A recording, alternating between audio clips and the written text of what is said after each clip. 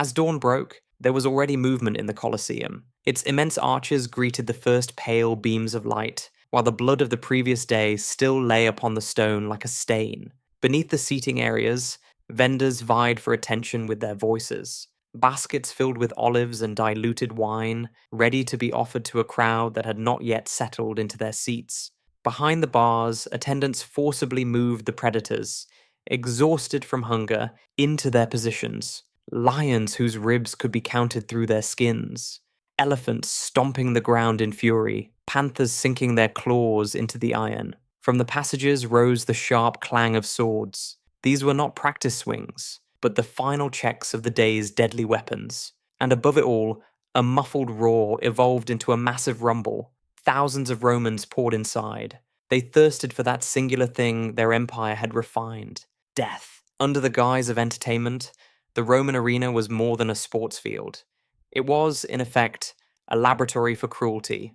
Rulers flooded the sand with water for naval reenactments, starved predators to heighten anticipation, and forced captives to enact myths that ended in real deaths.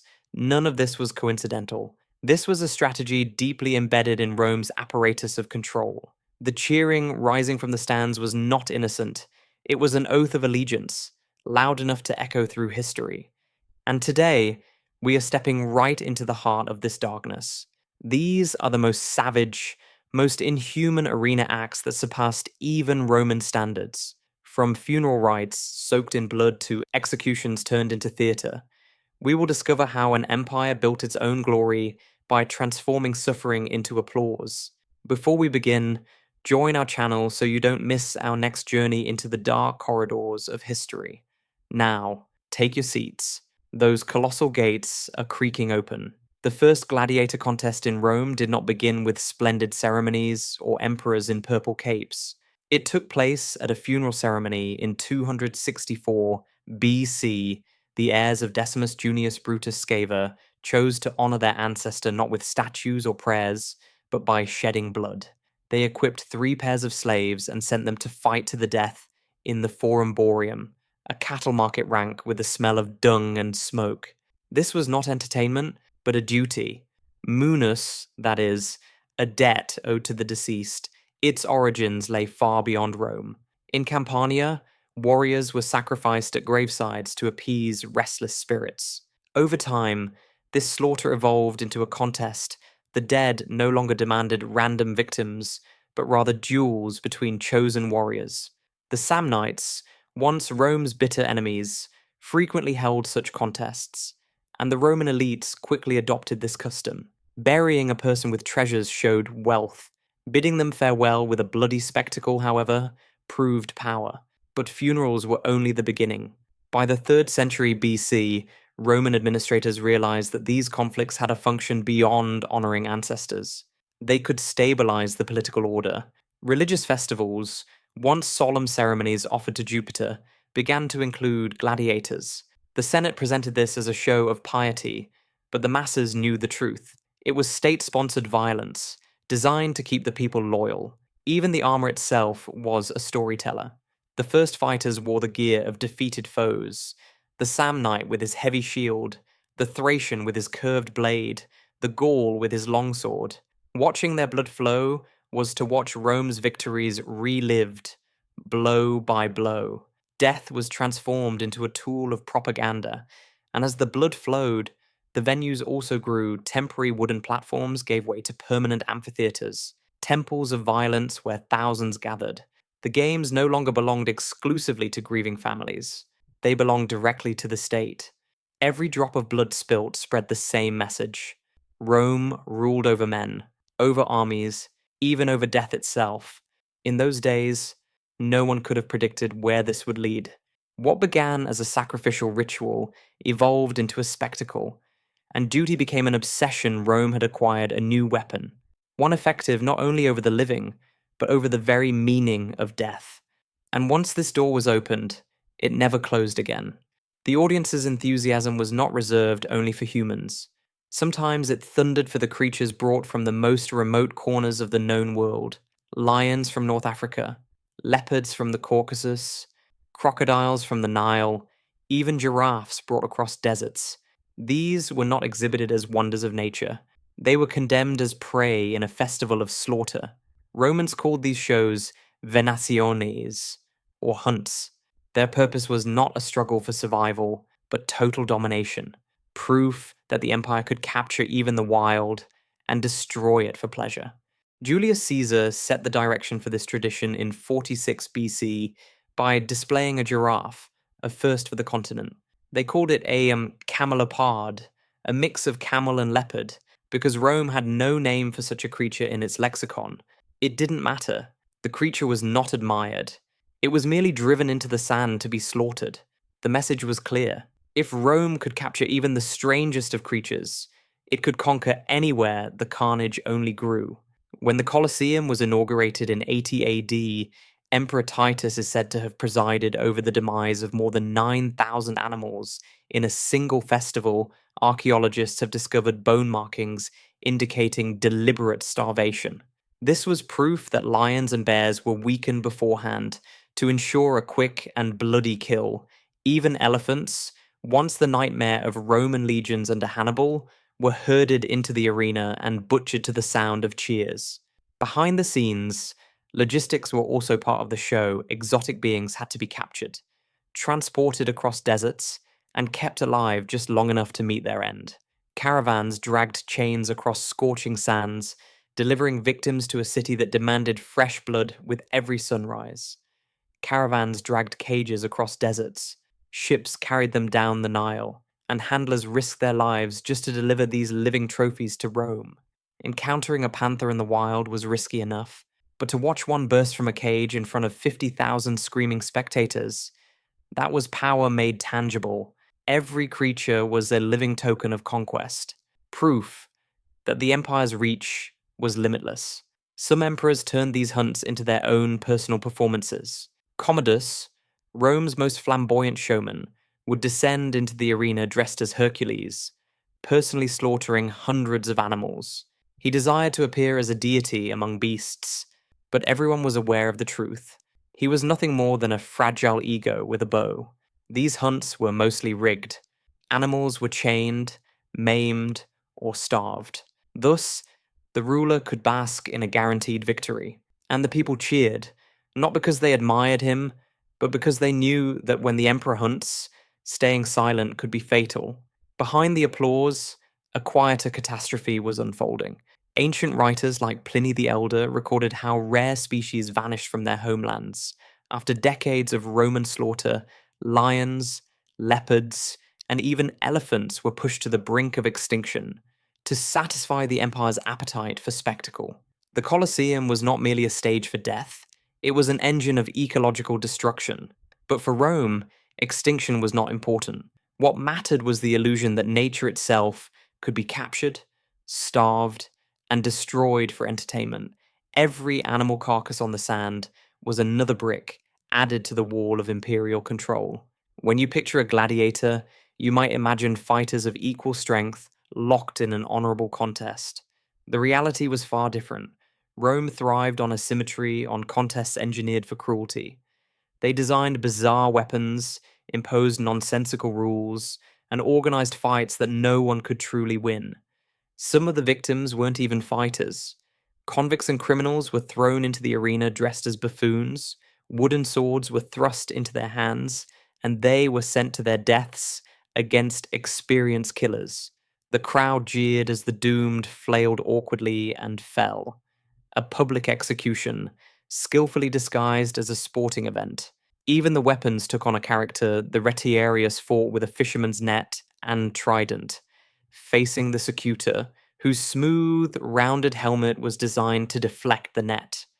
This wasn't pure skill, it was suspense, a living riddle of whether the net would prevail or the sword would slash through. Romans devoured this tension. Even when the match was as scripted as a stage play, the numbers grew increasingly grotesque. Sometimes, a single gladiator would find himself facing multiple foes. On other days, entire units would clash like miniature armies, turning the arena floor into a swamp of blood, shattered shields, and mangled bodies. And when this novelty also wore thin, they went further. Female gladiators, Gladiatrices stepped onto the sand in the 1st century. AD raters like Juvenal scorned them, yet records confirm they fought for real, against dwarves, against animals, and even against each other. Their presence blurred societal gender roles, but it underscored a darker truth. In the face of Rome's hunger for spectacle, no one, neither man nor woman, was safe. Even the helmets were instruments of torment. Some restricted vision or muffled sound, forcing fighters to stumble blindly while the audience roared with laughter. Others were so heavy that simply lifting one's head became a separate struggle. Armor did not always provide protection. Sometimes it was a method of punishment, and then came the propaganda plays. Gladiators were dressed in barbarian attire, forced to mimic Rome's defeated enemies. Their inevitable defeat reminded everyone that the empire always triumphed. Every unjust pairing, every bizarre detail, every gender-bending stunt, all were meticulously designed to keep the crowd shocked, obedient, and begging for more. The Colosseum never settled for repetition. It was always in pursuit of the next thrill, inventing new cruelties. By midday, once the morning combats had soaked the sand and the crowd began to grow restless, the arena shifted concept. Combat gave way to theatre, with death as the main character. Romans called this damnatio ad bestias, or condemnation to the wild beasts.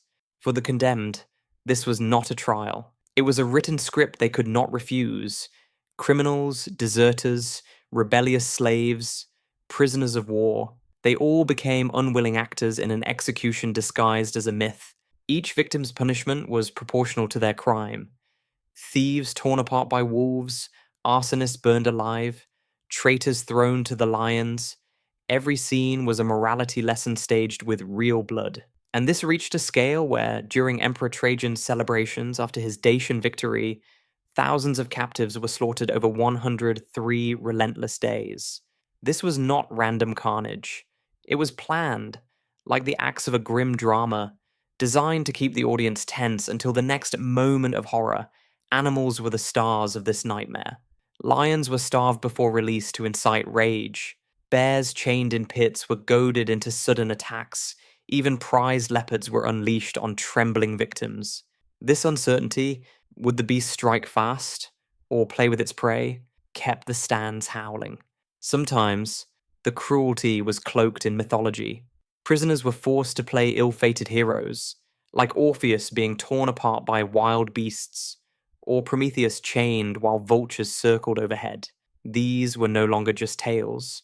They were blood-soaked performances, and the sand was their stage. In Rome, death did not always mean just death.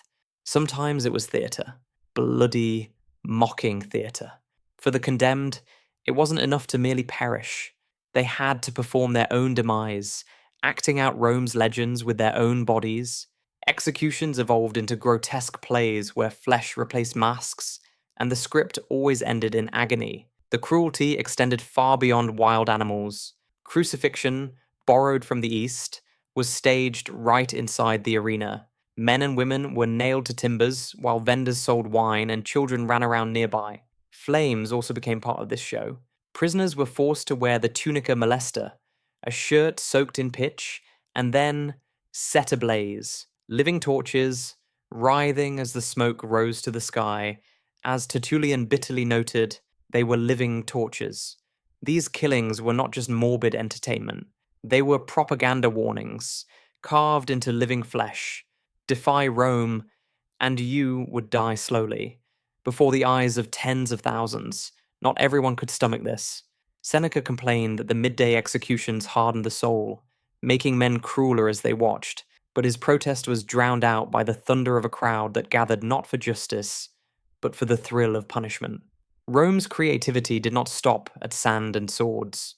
Sometimes emperors demanded oceans in the heart of the city mock naval battles, or naumachia were spectacles on an insane scale, where water itself became a weapon. Julius Caesar set the precedent in 46 BC by having an enormous basin dug near the Tiber, filling it with water and real ships. Thousands of doomed captives were crammed aboard and ordered to fight as rival fleets. They were not actors. They were men condemned to die for applause. Arrows, catapults, and swords turned the basin into a floating slaughterhouse. Augustus expanded this madness.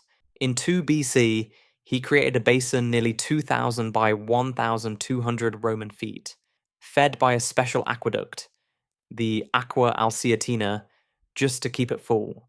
30 warships clashed there, each one filled with prisoners fated never to leave alive. The message was, Rome could create seas where none existed. Even nature bent to the emperor's will. By 52 AD, Claudius went further, draining the Fucine Lake to stage another Naumachia.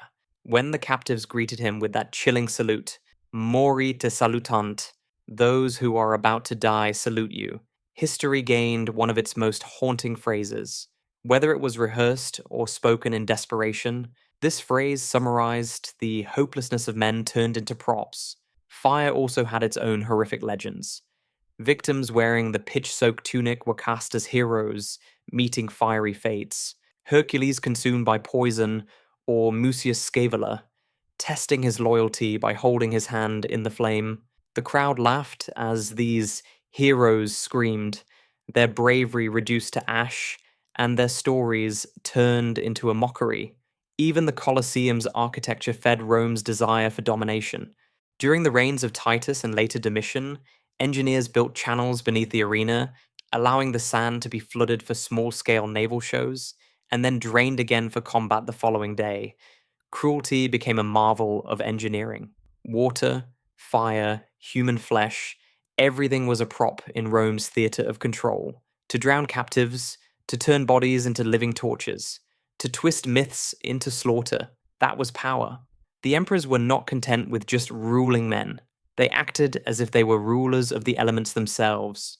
By the end of the 1st century, executions were no longer punishments, but scripts dripping with creative malice, twisting cultural legends into tools of humiliation. Consider the games for the Colosseum's inauguration in 80 AD. The poet Martial recorded an artist cast as Orpheus, the musician who tamed beasts with his song. In myth, animals would sit enchanted by his lyre. In the arena, however, a bear was released mid-performance and mauled the singer to death. Art turned to parody, beauty to butchery.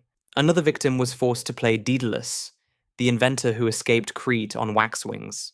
Suspended from a crude contraption meant to mimic flight, the victim soared briefly before plummeting to the beasts below. Martial quipped, "How that man must have wished for real feathers." A poet's cynicism hiding a man's terror. Perhaps the most grotesque of all was the myth of Pasiphae, cursed to desire a bull one show, staged her infamous union with a mechanical beast, followed by a death that blurred the lines between execution, humiliation, and pornography. A warning about hubris was twisted into a public degradation. The message was clear. Rome owned its myths, just as it owned its people. Heroes, villains, kings, queens, none were safe from being rewritten as props in a pageant of death. For the spectators, these scenes were sideshows between the serious contests. For the condemned, they were an agonizing end, dressed up in costumes. For Rome, this was propaganda made flesh, proving that the state could even rewrite the meaning of its own legends. In the Colosseum, stories were not written with ink or marble. They were branded into skin, burned into bone, and applauded until silence swallowed the sand. The line between governance and unbridled obsession blurred to the point where an emperor's whim decided who lived, who died, and how. Caligula, infamous for his savage moods, once ran out of animals mid-show and casually ordered spectators to be dragged from the stands to fill their place. They had come to watch bloodshed, only to become part of the spectacle. Nero, obsessed with his own image, treated the arena as his personal stage. Prisoners were dressed as tragic heroes from plays and then killed in ways that mirrored their scripted fates. Nero called this art. Rome whispered, madness. And then came Commodus, the ultimate showman emperor draped as Hercules. He descended into the Colosseum with a club and bow to slaughter hundreds of animals, which had been crippled beforehand to guarantee applause. He even billed the treasury for these performances, draining the state's resources while forcing cheers from a terrified crowd. Unsatisfied, he also faced gladiators, but only with every advantage fixed in his favor. Losing was impossible. Not applauding was unthinkable. Domitian wielded the arena as a weapon of paranoia. He staged midnight hunts by torchlight to keep Rome uneasy, to ensure they could never be sure when amusement might turn into terror. Even good emperors were not immune to this. Trajan, remembered as just and capable, celebrated his victory with 103 days of games. Thousands of deaths became part of a celebration of power. The spectacle fed egos, but it came at a price. Both Caligula and Commodus died violently. They were remembered not for their statesmanship, but for their theatres written in blood. The arena that elevated them also exposed their madness. Not every Roman cheered this situation. Philosophers, poets, and early Christians left behind a quieter record, one that saw the rot beneath the marble. Seneca confessed that the midday executions hardened his soul, stripping away empathy rather than purifying it. He warned that the violence seeped past the arena walls, poisoning daily life decades earlier. Cicero had praised bravery, yet he condemned cruelty for cruelty's sake. Even so, he admitted that the mob demanded games as proof of generosity to govern meant feeding this beast. For Christians, the amphitheatre was both a place of persecution and a place of proof. Those who refused to renounce their faith were thrown to the lions or burned alive, their deaths twisted into mass entertainment. Tertullian called these shows seeds of cruelty, indicting an empire that applauded injustice as if it were a sport.